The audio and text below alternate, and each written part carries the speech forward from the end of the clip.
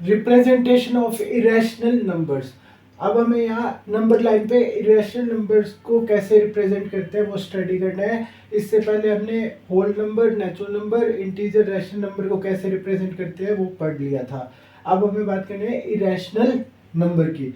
Irrational number के लिए हमें यहाँ क्या पता होना चाहिए, पाइथागोरस थ्योरम का पता होना चाहिए। पाइथागोरस थ्योरम क्या बोलती है कि अगर हमारे पास ये एक साइड है, ये एक साइड है और ये एक ट्रायंगल है, ओके, और वो भी राइट ट्रायंगल, मतलब इसका एक एंगल 90 डिग्री है और ये इसकी हाइपोटेनस है। तो क्या होता है कि जो हाइपोटेनस साइड होती है, ओके, उसका स्क्वायर किसके इक्वल होता है, इन दोनों साइड के स्क्वायर के सम के। तो जैसे ओ क्यू का स्क्वायर किसके इक्वल है, ओ पी का स्क्वायर प्लस पी क्यू का स्क्वायर। ओके, सो यहाँ क्या करेंगे, हम एक नंबर लाइन बना देंगे, यहाँ, ओके, फिर उसके ऊपर यहाँ 0 लिख लेंगे, यहाँ 1 लिख लेंगे। अब हम पहले किसका पढ़ रहे हैं, √2 को रिप्रेजेंट करना, और इसमें हम पढ़ेंगे √3 को रिप्रेजेंट करना। √2 को कैसे रिप्रेजेंट करते हैं, हमने 0 से लेके 1 तक एक लाइन बना ली, ओके, फिर उसके बाद एक लाइन हमने यहाँ पे बना ली, वही सेम 1, इतना जितना डिस्टेंस ये है उतना ही डिस्टेंस सेम, ये 1 का गैप है और ये भी 1, ओके। सो अब 1 यहाँ है, 1 यहाँ है, तो उसको हम यहाँ पुट कर देंगे इस फॉर्मूला में, तो हमें ओ क्यू पता चल जाएगी। तो ओ पी क्या है 1, पी क्यू क्या है 1, सो 1 का स्क्वायर प्लस 1 का स्क्वायर, ये हो गया √2। तो इसका मतलब क्या है कि यहाँ से यहाँ का डिस्टेंस क्या आ गया हमारे पास, ये √2 आ गया, ओके। और अगर यहाँ एक हम कंपास लेके यहाँ पे निडल रख के और पेंसिल यहाँ इसको मेजर करेंगे और फिर एक सर्कल बना देंगे एक तरह से, ओके, ऐसे सर्कल, सेमी सर्कल बना दिया। तो अब जो यहाँ से यहाँ ये जहाँ पॉइंट पे ये टच होगा, अब ये क्या है, रेडियस, और ये भी रेडियस ही रहेगा सर्कल का, तो ये √2 है, तो ये डिस्टेंस भी क्या आएगा, √2। तो इसको हम क्या बोलते हैं, √2।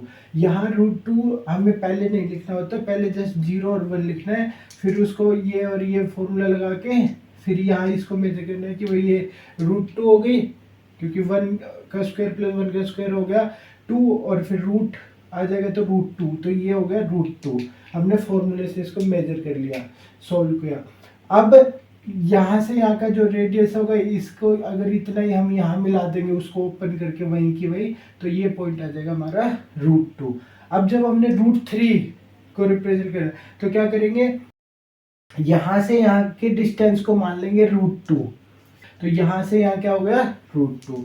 अब इस पूरे को बेस मान लो ट्रायंगल का, और ये हो जाएगा ये हमारा एल्टीट्यूड, तो बेस का स्क्वायर प्लस एल्टीट्यूड का स्क्वायर, तो √2 का स्क्वायर प्लस 1 का स्क्वायर, तो ये क्या हो जाएगा 2 + 1 √3। तो यहाँ से यहाँ का डिस्टेंस कितना हो गया, √3। अब वही यहाँ से कंपास को ओपन करो और एक आर्क लगा लो, मतलब जैसे पूरा यूं सेमी सर्कल बन जाएगा। तो ये जितना यहाँ से यहाँ डिस्टेंस होगा उतना ही तो यहाँ डिस्टेंस होगा, तो ये √3 है, तो ये भी क्या हो जाएगा, √3। तो इसको जब बनाते हैं तो कैसे बनाते हैं, इन दोनों में कैसे, पहले एक लाइन ऐसे लगाएंगे, फिर हमने यहाँ 0 मान लिया, इसको 1 मान लिया, ठीक है, फिर यहाँ से इतना ही डिस्टेंस यहाँ मान लो, तो ये 1 और 1 हो गया। अब यहाँ से इसको मिला दो, तो ये हो जाएगा √2 पाइथागोरस थ्योरम से। अब यहाँ से आप कंपास को ओपन करो और यहाँ एक आर्क लगा लो, इतने यहीं से डिस्टेंस है, तो ये √2 हो जाएगा, ओके। और इसी में जब ये एक मेथड हो गया जिसमें हमने √2 इसको मान लिया, अगर हम यहाँ से √3 भी शो करना चाहिए तो कैसे करेंगे, यहाँ से यहाँ एक और लाइन लगा लेंगे, यही 1, ये भी 1, और फिर इसको और इसको मिला देंगे।